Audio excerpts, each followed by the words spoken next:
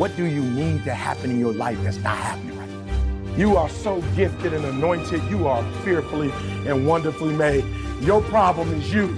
Your problem is you. No, I'm gonna say it again. Your problem is you. You don't need no business cards, no websites. If you good, they'll find you. You don't need all that. Your breakthrough is about to come right now. The only thing that's gonna stop you is your ability to make the shift. That's it. And some of you, because of where you are spiritually, and because you are humble, and because you believe in God, you about to make that shift immediately. Some of y'all, you're gonna call me 2 years later and say, I got it. No, when you start doing what God tell you to do, it ain't gonna be no room. Why is it not gonna be room?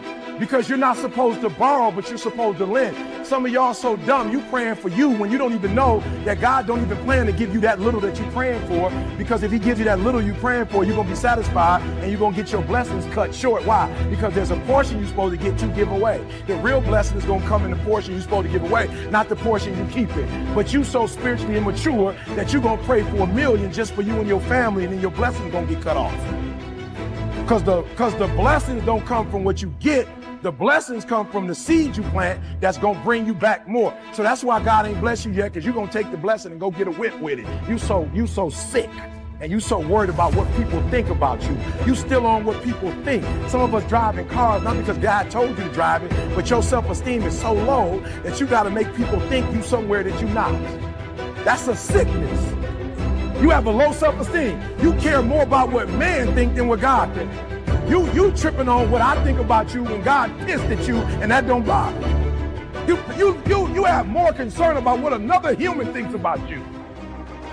You closer than what you think. With just a quick shift, you are closer than what you think. Come on, Holy Ghost. About 100 yards. I could run 100 yards right now and still not be tired after the 100. That's how close they were. You're close, and the devil done told you, just get a divorce. You close, hold on. You close. You about to drop out. You going too far now. You ain't got but 2 plans. Hold on. You 3 kids in. You can't quit now. Hold on. But this is my 6th time taking it. You gonna pass on the 7th. Hold on. But you better get something from all that hell you've been through. You are 100 yards. Come on. You are. I'm talking to somebody. You ought to get excited. He's 100 yards away. You are 100 yards away. You can see it in the distance. You can see it in the distance. 100 yards mean I can see it with my eyes. You close, boo. Don't give up now. You close, my brother. Hold on. You close. How many times have you said, I know I need to do better, but you don't? How many times have you got on a scale and weighed yourself, but you wasn't happy? How many times have you pulled up those pants and they just didn't fit right? How many times have you said you could not stop eating a certain type of a food, but you kept doing it anyway? You see, my friends, that's an excuse. You're looking for a way out. You're trying to find an idea and saying, hey, it's okay for me to keep making this type of a mistake. It's okay for me to keep saying the same thing over and over. It's okay for me to sound like a broken record with a hole in it. But nevertheless, I haven't put myself in a position to change. You know you can do it, but you just don't want to do it. You figure that, hey, I'll do it on another day. I'll do it tomorrow. I'll do it on this day. I'll do it on this day. I know. You know so much, but you do so little. Are you understanding that you cannot remain the same? Do you understand that you're going to have to continue to, as I like to say, evolve? Evolving to me means a lot more than just changing. Change is good, but are you changing for the right reasons? Are you in a certain position where you feel like you have to change yourself or change who you really are to please other people? That's not the type of change I'm talking about. I'm talking about for the greater good. I'm talking about being able to have the right attitude and the right mindset and the right fortitude to make a difference in your life. You can't keep doing the same thing over and over and over again, and you're not getting anywhere. You're not committed. You're not doing the right things. Instead, you keep doing the wrong things, and you're looking for someone to rescue you. You're looking for someone to put you in a position to make you feel better. It's not about me. It's not about the other people. It's about you. It's about you making a difference and you making the necessary changes to get what you want out of your life. The time is now. You can't do it tomorrow. I think having a purpose is that thing that makes us tick, that gets us up every day and gets us over the hump of opposition and adversity. And the reason that I champion adversity and opposition is because I think for the most part in life, people pretty much know what to do when things go right, right? Like when things go right, they know how to feel, they know how to act, how to react.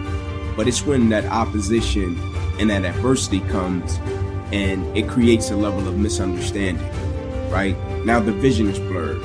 Now you don't have clarity about what you're supposed to do. Now you question if your existence matters. And I think when you have a purpose, it's powerful because in the midst of the opposition, it makes you realize that you've been put here for a certain reason. And so me, once I tapped into my purpose of once I thought it was football, right? But when I started speaking, I'll never forget the day I got the exact same feeling backstage that I used to get before.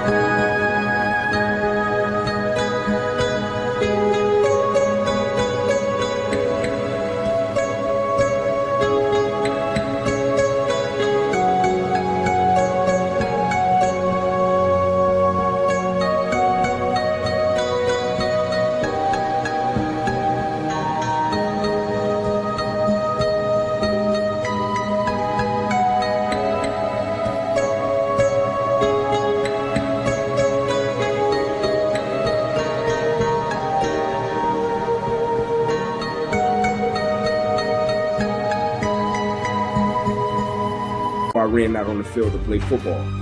And that's when I knew, like, this is my purpose. This is what I've been put here to do. And so the opposition, adversity, the challenges, it's just a part of the process. It's going to make me a better person. But my purpose, I can't let anything stop or detour me from tapping into that every single day. Because the key with purpose is, I firmly believe every person's purpose is tied to somebody else's purpose and destiny. And so your purpose, my purpose, is tied to somebody else. Like when I speak, when I do what I do, like people say, oh man, I really needed to hear that, right? That helped me do this. That helped get me through this. That helped me with this.